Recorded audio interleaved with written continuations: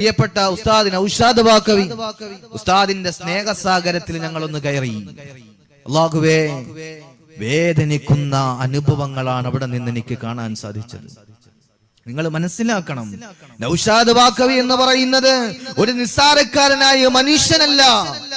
ഈ നാടിന്റെ അനുഗ്രഹമാണ്. ചിറയൻകീഴ് എന്ന് പറയുന്ന ഈ പ്രദേശത്തിന്റെ അനുഗ്രഹമാണ് പ്രിയപ്പെട്ട നൗഷാദ് ബാക്കവി ഉസ്താദ്.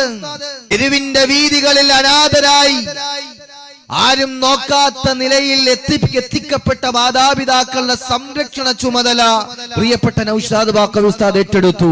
അവർക്ക് മക്കളില്ലാഞ്ഞിട്ടാണോ? അവർക്ക് ബന്ധുമിത്രാദികൾ ഇല്ലാതിരുന്നിട്ടാണോ? അല്ല.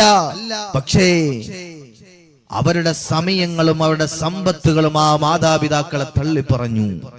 അതുകൊണ്ട് നമുക്ക് ഉറപ്പ് വേണ്ട, നമ്മുടെ മക്കൾ നമ്മളെ നോക്കുമെന്ന്. അതുകൊണ്ട് നമ്മൾ എന്ത് നല്ലത് ചെലവഴിക്കുന്നോ അത് നാളെ നമ്മുടെ ആഖിറത്തിൽ ചെലവഴിക്കും. പ്രിയപ്പെട്ടവരെ, ചില ഉപ്പമാരുടെ അവസ്ഥ കണ്ടിട്ട് വളരെ പ്രയാസമായി.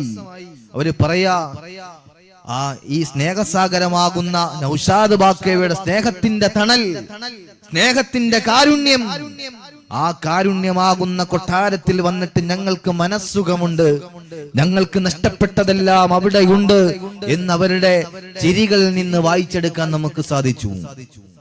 അവരുടെ ചിരികളിൽ നിന്ന് എനിക്കത് വായിച്ചെടുക്കാൻ സാധിച്ചു.